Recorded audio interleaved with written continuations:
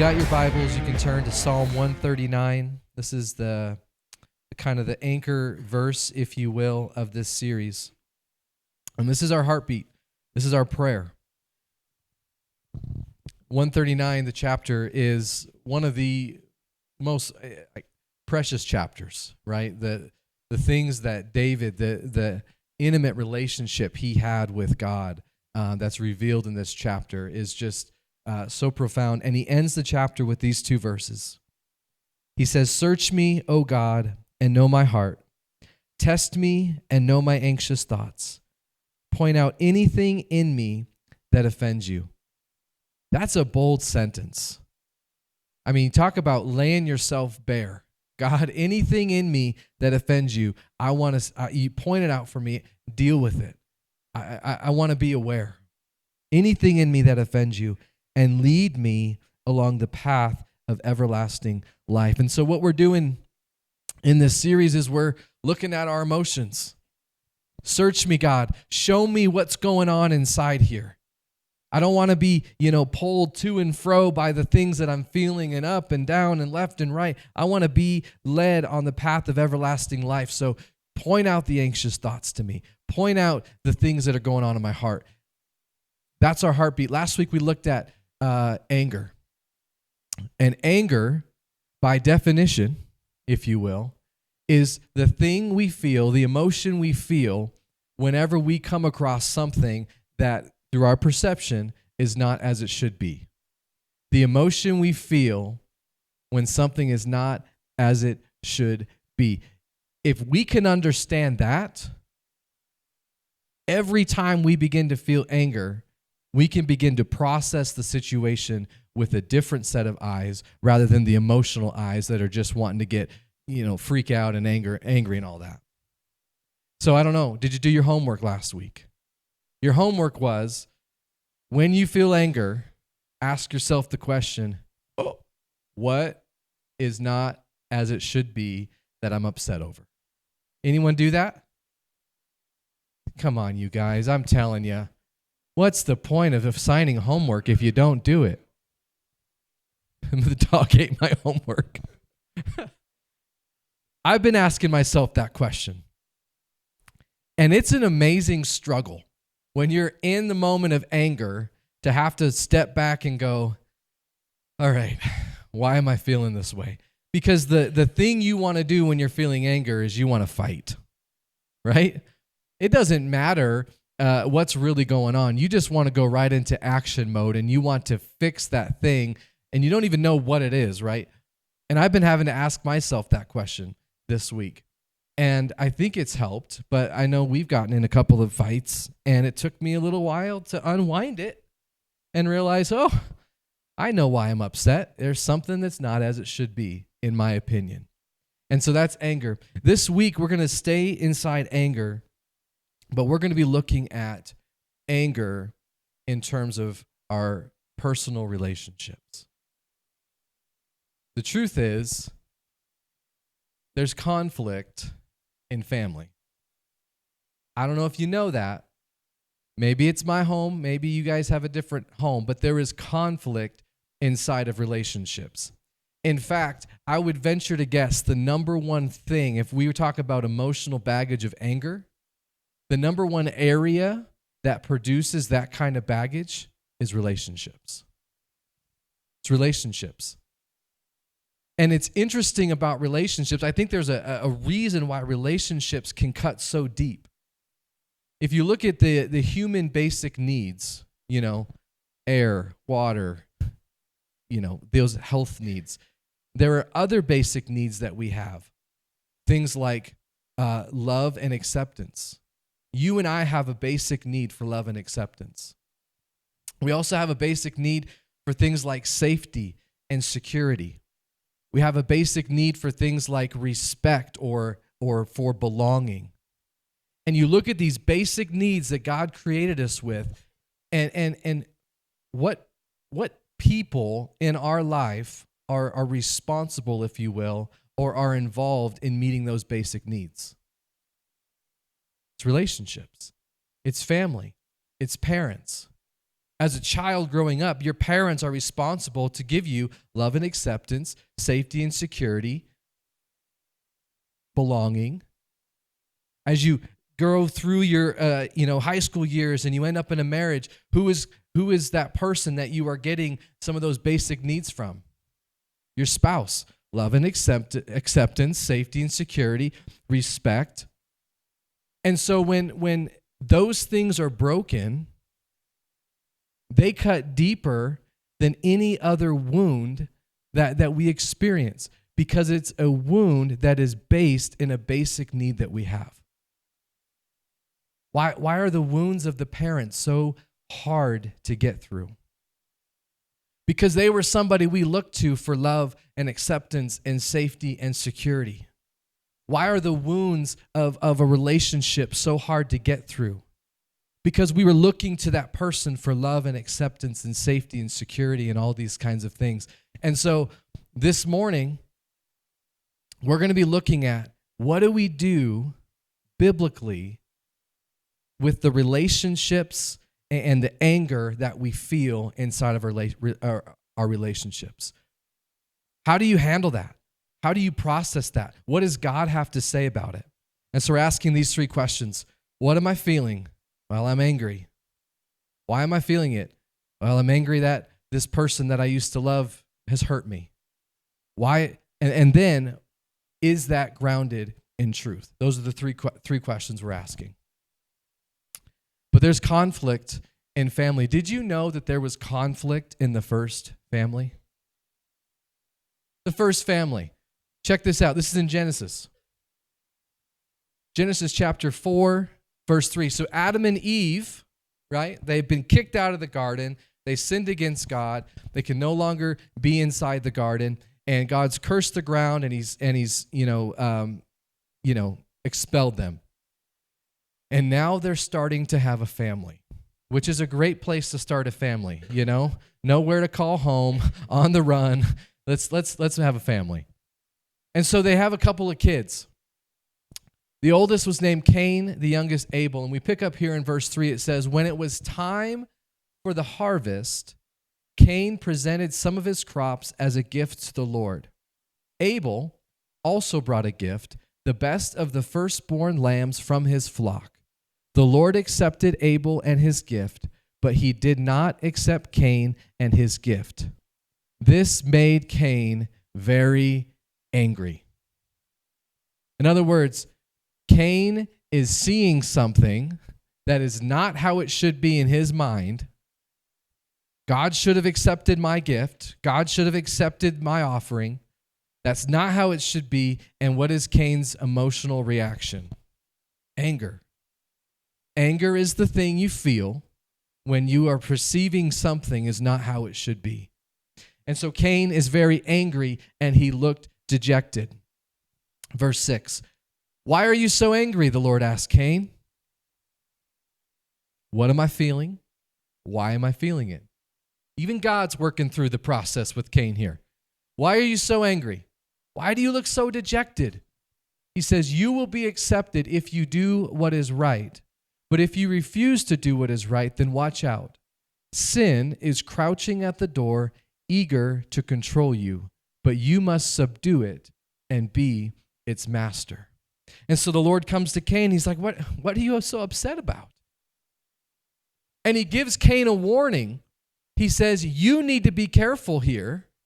If you don't control this, if you are not careful, sin is crouching at your door, and it is ready to pounce, and it will control you instead of you controlling it.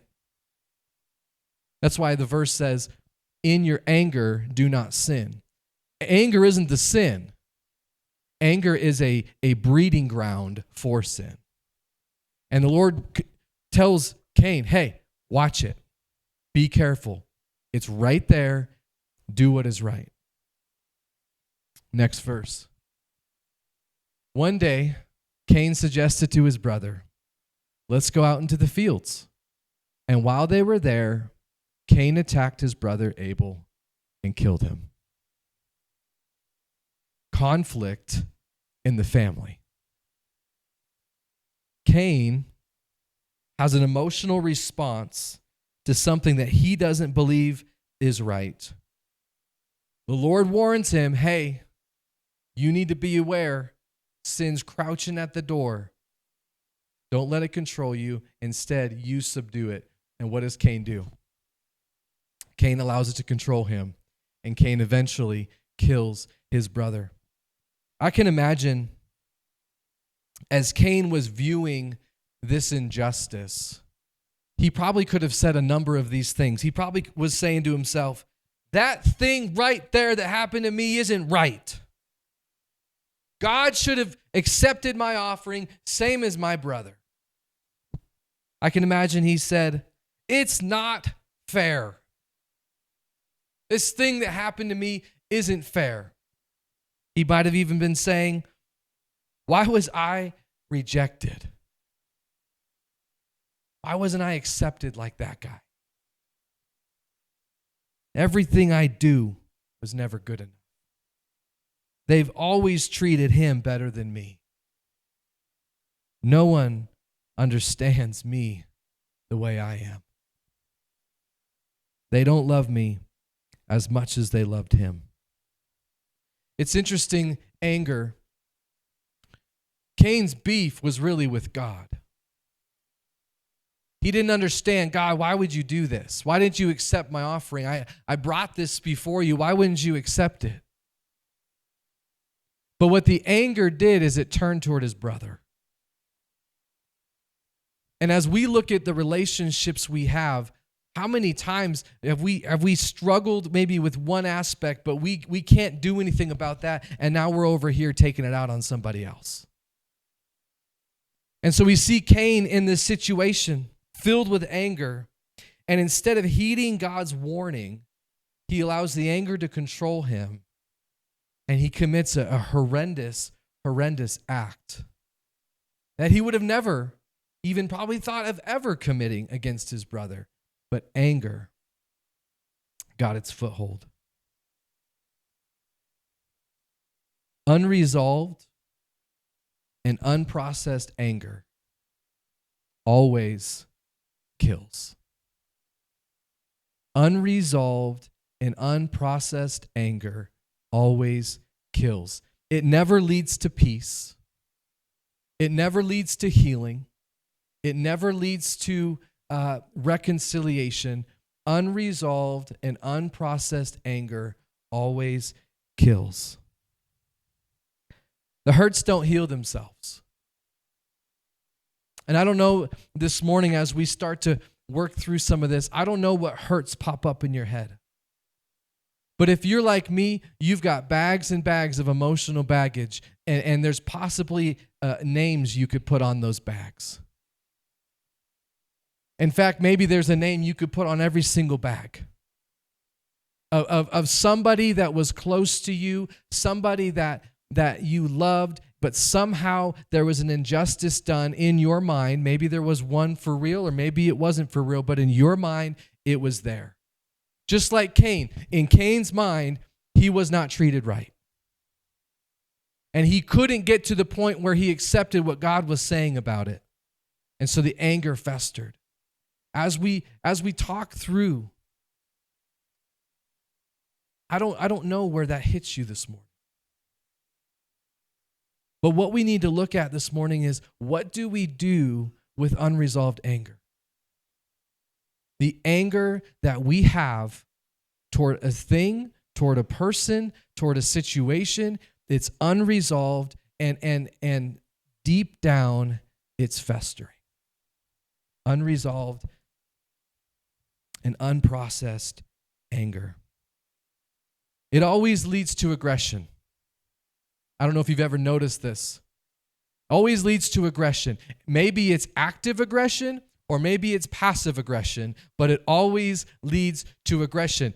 You guys know what it's like when you get into a little spout with your spouse. Okay?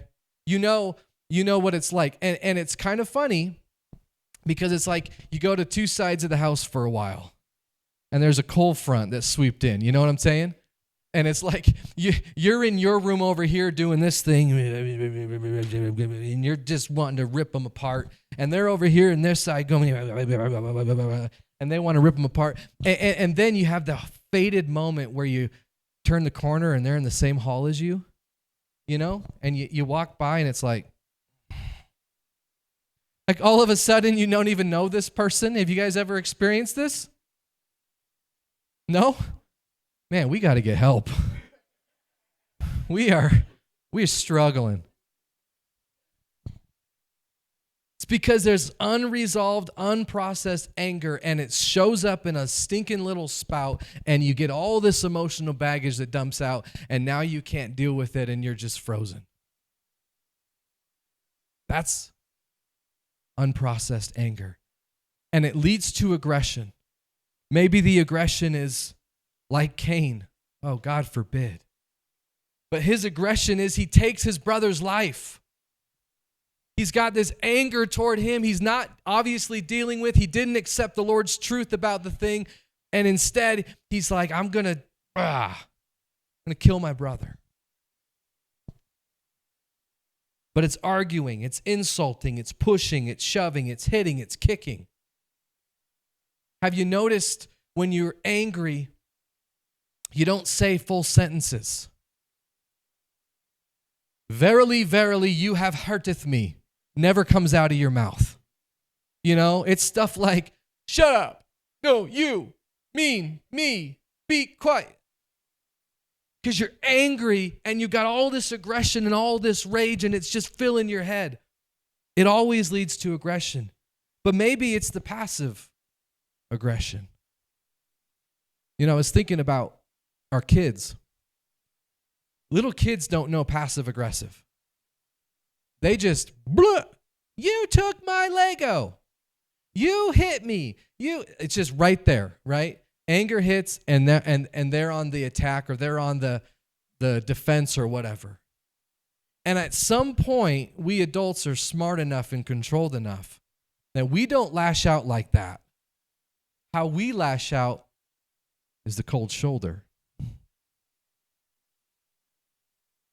Because this is maturity. Passive aggressive, irritable, condescending, sarcasm.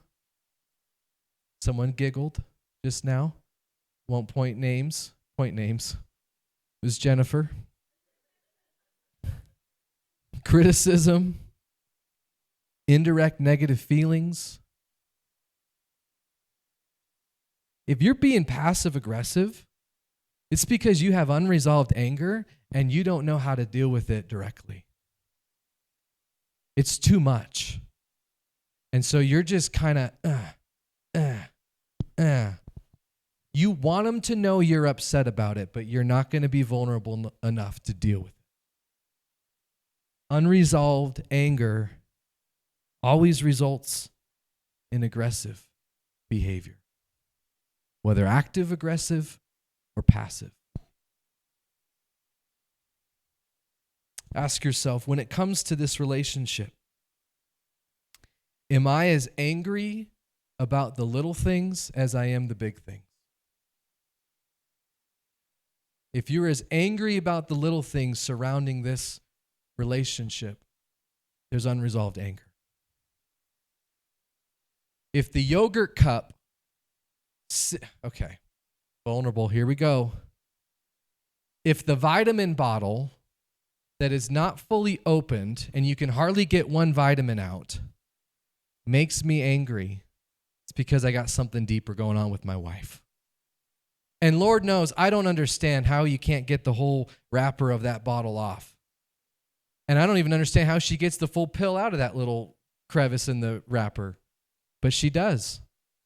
If that is making me mad, and I'm as mad about that as I am a real thing, clearly I've got some unresolved anger I need to deal with.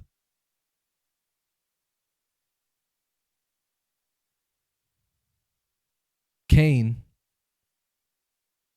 has a moment where he's angry. And he's got a choice between death and life. He's got a choice between the righteousness, doing what's right, and sin. The Lord even makes it clear before him, and he chooses anger.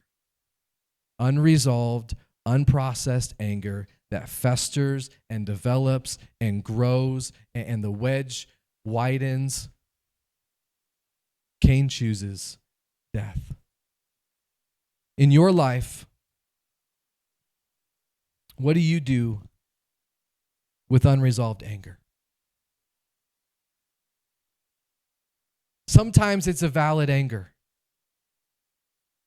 The reality is, for every single person in this room, each one of you, myself included, you have been wronged at some point in your life. There has been an injustice done to you that you didn't deserve or that never should have been done to you. Where does that sit in your heart today? Is that an anger that's unresolved where just even me talking about it, you're thinking about it, and your blood wants to start to boil? Those angers in our life control us. They keep us captive.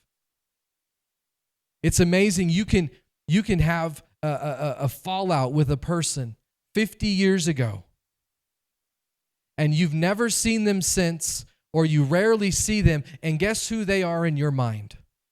They are the person they were 50 years ago when the fallout happened, because the anger freezes you there. It was never processed. There was never reconciliation, and it's stuck. And so what do? I think there's two things. Well, there's two choices we can make. And there's only two choices as Christians. And then there's a third, which is essential, not a choice. Has to happen. If it doesn't happen, you can just forget the whole thing. There's really two options that God gives us. What do you do when you've been wronged? What do you do when you've even perceived you've been wronged? How do you process that? What do you do with that relationship? There's two options, and I want to look at those. And then there's a third essential. And the essential, oh my goodness. If we don't do the essential, can't get into it yet. Hold on. The first thing, I'm feeling angry. The reason I'm angry is because I've been wrong. What do I do? The first thing that God tells us to do is to lovingly confront. Lovingly confront. Confront sounds like a big, stick your chest out moment. But if you have been wronged, the first thing God's calling you to do is you need to deal with that and lovingly confront. There's the Matthew 18 principle. Let me read this to you. If another believer sins against you, go privately and point out the offense. If the person listens and confesses it, you have won the person back.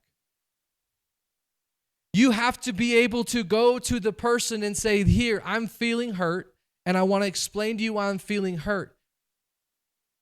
What am I feeling? Here's why I'm feeling it. And then there's a third step, which is let's talk about it to seek the truth. Last week we looked at what two things can we do when we feel anger. Okay? Seek understanding was the first. You have to go to the person and say, hey, this is how I'm feeling. I'm feeling upset. Not, I'm going to cold shoulder the person, and then when I walk past them in the hallway, I'm going to knee him, and then I'm going to keep walking past them. Or even worse, I'm going to tell everybody else that I'm upset about this person, but I'm not going to let them in on it. Oh my goodness. But we do it. I do it. The word says you have to lovingly confront. What's it say? Go privately and point out the offense. And look at the goal. The goal of this is not, I am going to explain to you why I'm right. I just preached it myself. I am good at confronting things in our marriage, but it is almost always because I am going to convince you that I'm right about it. You don't go lovingly to prove I'm right. You go lovingly to restore the relationship. And here's what you have to ask yourself. This is a vital heart check question. First of all, am I still angry? Before I go lovingly confront somebody, if I am still angry, I should stay away. If I'm still feeling this emotion, I can guarantee you I will not handle this conversation properly. It's too raw. It's too real. I can't deal with it. I'm still angry. I've got to be able to take the glasses off. And so before I go lovingly confront, I got to ask myself, am I still angry? Am I trying to prove that I'm right? Is my focus loving this person? Am I going to them out of my love for them? Or am I going to them because I'm looking for validation of my hurt? And another question we can ask is my purpose in doing this reconciliation?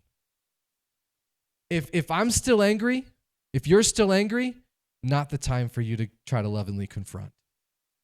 If your purpose isn't reconciliation with that person, probably not going to have the right motivation when you lovingly confront. Galatians 6:1 says this, "Dear brothers and sisters, if another believer is overcome by sin, you who are godly should gently and humbly help the person back on the right path." What do you do in the areas of your life that you were wronged and you're hurt? One of the first things God calls us to do is to lovingly confront the situation. Now, that's not always possible. And you have to be able to weigh, is that person even going to be able to receive it? Are they even still alive? There are situations and wounds that we carry that we will never be able to lovingly confront. And so what's the second thing that the Lord calls us to do? The second thing is lovingly let go. If your anger is the thing you're holding on to in that relationship, you are the one in prison. You've built the cage around yourself, and you're stuck there, and you're not moving, and they did you wrong, and I'm gonna... God calls us to lovingly let go. This is what let go means. It doesn't mean get over it. Get over it is typically, I don't feel that upset anymore, and okay, we're just moving on. But I can guarantee you it'll pop up again, and when it does, all the bags will come flooding right back out. Side note, when your spouse is upset at you, don't tell them to get over it. Not what you want to do.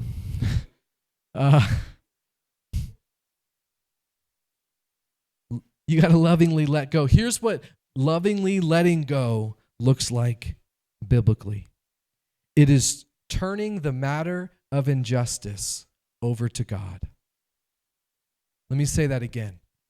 Turning the matter of injustice over to God. But you don't know what they did to me. He does. And the world may never know what they did to you. You don't have to post it on Facebook, and you don't have to, they may never know. Guess who does know? The Lord.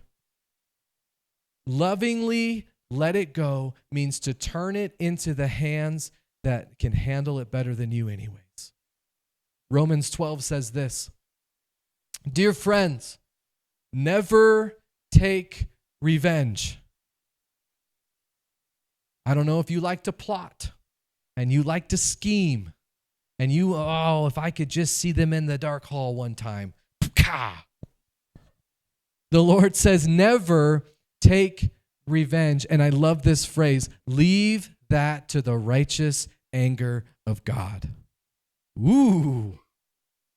Leave that to the righteous anger of God. He can deal with them. Now, don't be surprised if he forgives them and their life turns around and you're like, no. You're like Jonah looking at Nineveh. You didn't burn them and scorch them. But leave it to the righteous anger of God. For the scriptures say, I will take revenge. I will pay them back. Instead, I'm going to read this with the glasses on. This is where it's hard. I'm hurt. I'm angry. I'm broken. They wronged me. They're still wronging me. I'm sitting right next to them in church and they wrong me. I go home with them because they're my spouse and they still wrong me. Instead, if your enemies are hungry, feed them. If they are thirsty, give them something to drink. In doing this, you will heap burning coals of shame on their heads. And verse 21, don't let evil conquer you, but conquer evil by doing good. That is lovingly letting go. I'm going to turn this over to the righteous hands of God. He knows the injustice. He knows, and I'm not going to be able to do anything about it. He can handle it. And instead, I'm going to feed those who have hurt me. I'm going to love those who have wronged me. I'm going to serve those who have destroyed a part of who I am. And in doing so, I am going to conquer evil with good. Those are the two options. On one hand, we can give into our human flesh and we can allow the anger to take us down paths that we never recover from. Or we can go the other path and we can say, I'm going to be bold enough to lovingly confront, and I'm going to lovingly let go. The third, this is a non-negotiable. The third thing that we have to do is to lovingly forgive. Lovingly forgive. Colossians 3:13 says this, make allowance for each other's faults. That's a hard sentence to say. Make allowance for each other's faults and forgive anyone who offends you.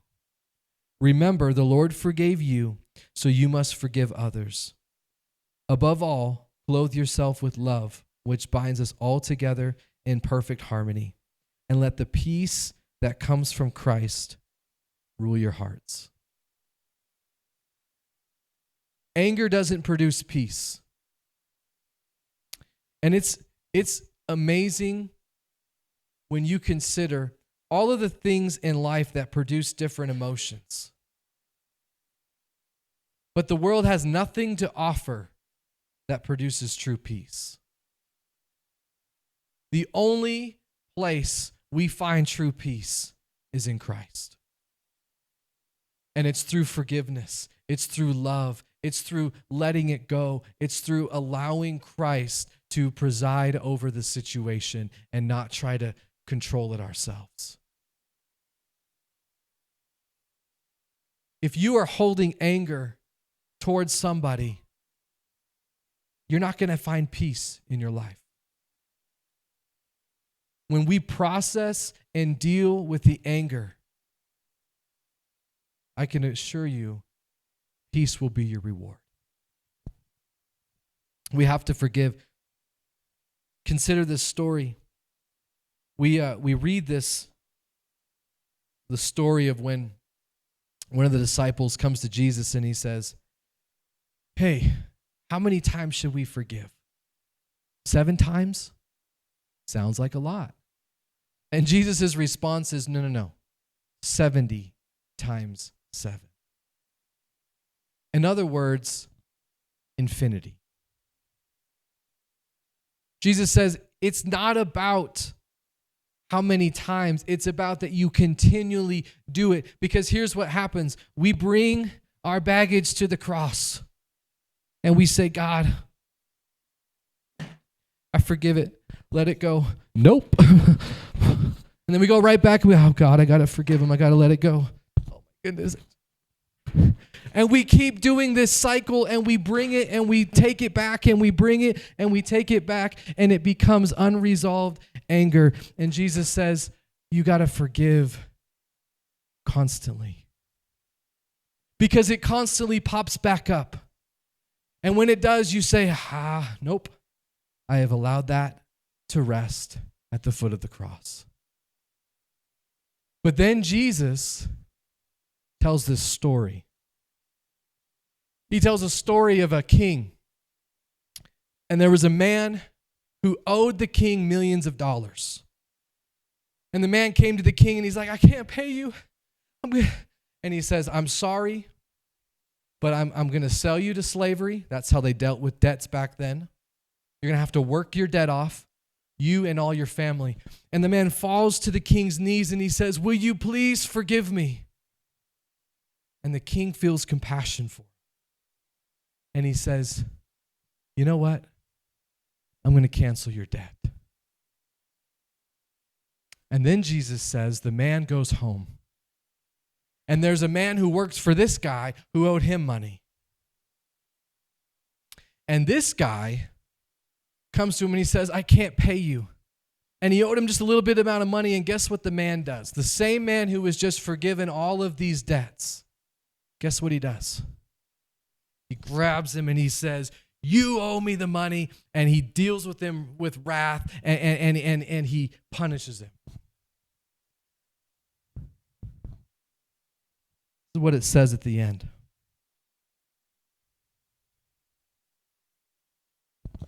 I don't have it in my notes. Give me 1 second.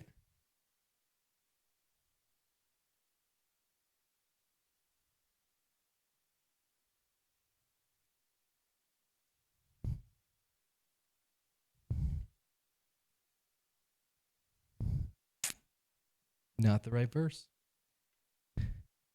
Here's what Jesus says. You who have been forgiven of a lot must forgive. I think we have to end the message here.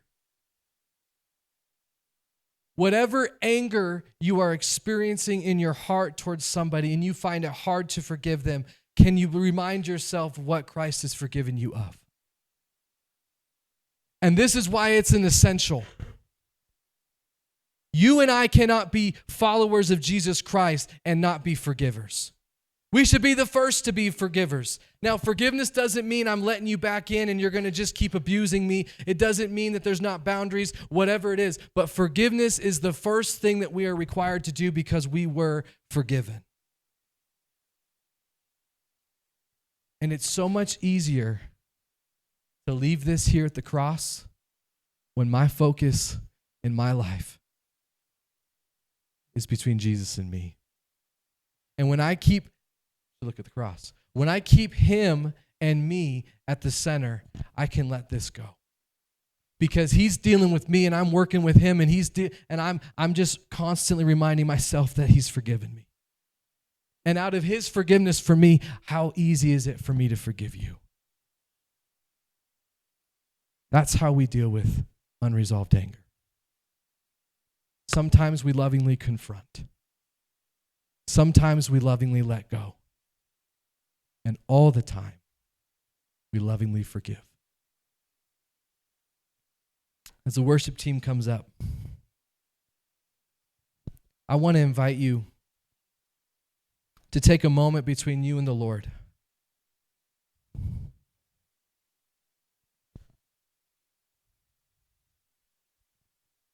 Maybe there's a conversation you need to have and you don't know how to have it. A phone call. Maybe the Lord will give you the right words this morning as we close. Maybe there's the thing that you're like, I was wronged. It was an injustice and I can't let it go. The Spirit of God wants to fill your heart this morning and help you let it go. Allow it to rest in the righteous anger of the Lord. If there's anything you need prayer for, the altar's open. We'd love to pray for you. But as we spend the last few moments, just allow the Lord to work in your heart. Where the Spirit of the Lord is, there is freedom. And there is freedom for your soul this morning.